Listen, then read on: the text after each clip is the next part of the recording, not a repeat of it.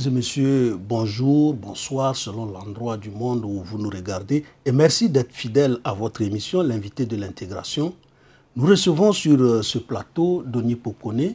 Denis Pokone est le chef de la division de la culture au département du développement humain à la commission de l'UEMOA. Merci, cher Denis Pokone, d'avoir accepté notre invitation. Et soyez le bienvenu à cette émission.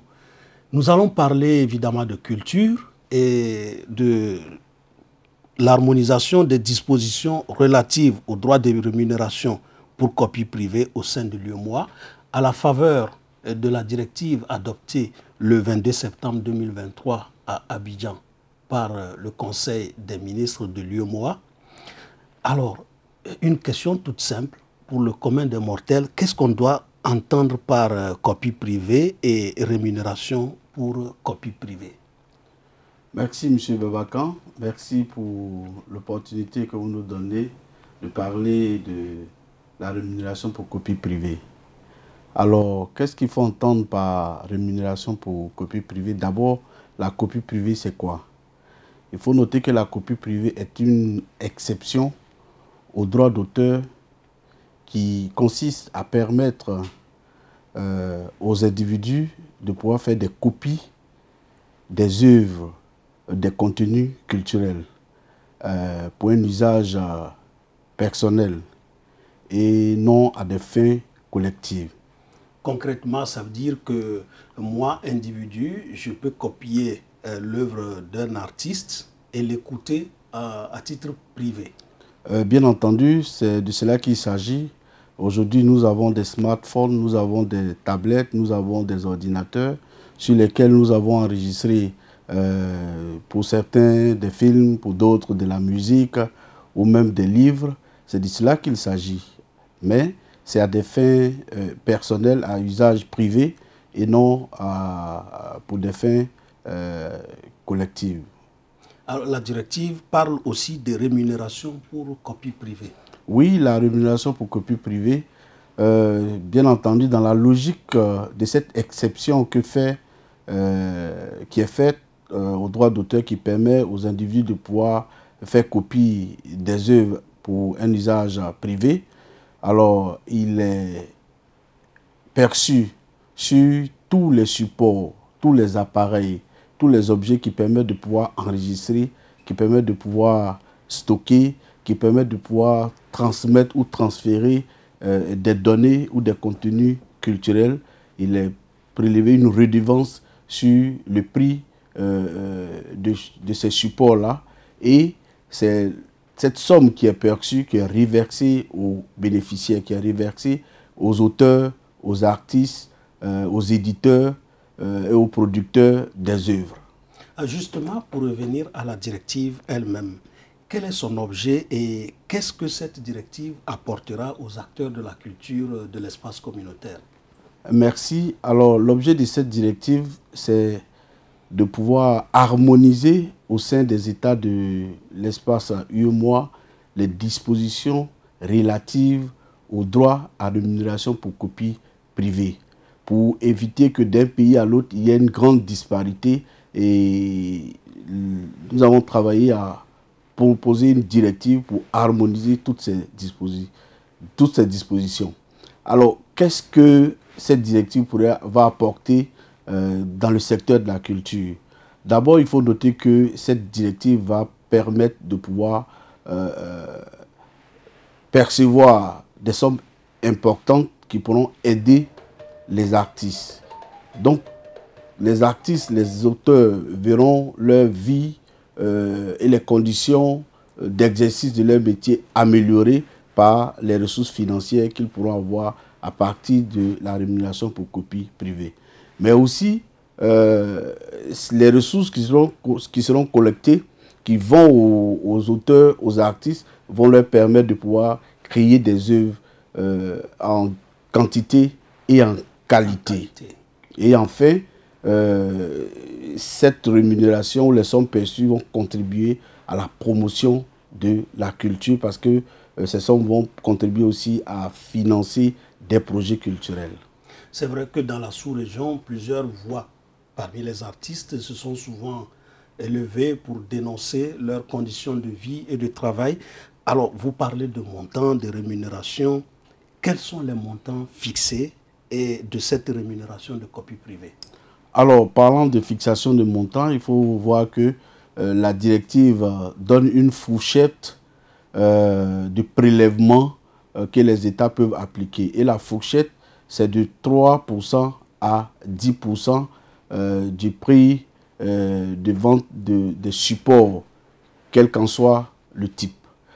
Cette fourchette est fixée dans un premier temps pour une période de 4 ans. Et après l'évaluation, la directive prévoit que cette fourchette puisse passer de 5 à 10%. Alors justement, puisqu'il s'agit de perception, comment se fait l'affectation des sommes perçues au titre de cette rémunération? Alors, c'est vrai que quand on regarde aujourd'hui avec le développement du numérique, quand on regarde tous les objets, tous les supports, les appareils qui sont assujettis à la rémunération pour copie privée, les sommes qui seront perçues peuvent être importantes. Et donc, il y a une répartition de ces sommes. La première partie va au bénéfice des auteurs, des artistes. Il est prévu au moins 50% de l'ensemble de ces sommes qui doit être réparties entre les catégories des bénéficiaires. J'appelle catégorie des bénéficiaires les auteurs des œuvres sonores, les auteurs des œuvres audiovisuelles, les auteurs des œuvres écrites et les auteurs des œuvres des arts plastiques. Et ils perçoivent au minimum 50%. Et il est prévu 35% au maximum pour le financement de projets culturels et pour l'action culturelle à l'endroit des auteurs, des artistes. Donc, les deux mis ensemble, on est à peu près à 85% qui revient des sommes perçues qui reviennent aux artistes, aux auteurs. Et les 15% restants reviennent aux organismes de gestion collective, c'est-à-dire les bureaux de droit d'auteur pour les frais de gestion de l'ensemble des sommes perçues. Alors aujourd'hui, la directive a été adoptée, je le rappelle, le 22 septembre 2023 par le Conseil des ministres statutaires. Depuis son adoption, qu'est-ce qui a été fait au niveau de la commission de l'UEMOA et bien évidemment, quelles sont les prochaines étapes? Merci. En effet, depuis l'adoption de cette directive le 22 septembre à Abidjan, au niveau de la direction de la culture de la commission, nous avons entrepris quelques actions, principalement deux déjà. La première action, c'était l'organisation d'un séminaire régional à Abidjan qui a regroupé vraiment l'ensemble des parties prenantes. J'appelle parties prenantes les artistes, les auteurs, les redevables. Les redevables, ce sont les fabricants et les importateurs des appareils et des supports assujettis. Et également les consommateurs ont été conviés pour être informés et pour être sensibilisés sur la mise en œuvre de cette directive. Il faut relever que nous avons eu pour ce séminaire régional l'appui de l'OMPI, de la CISAC, de l'IFRO et de l'OIF qui nous ont accompagnés dans l'organisation de cet atelier, de ce séminaire-là.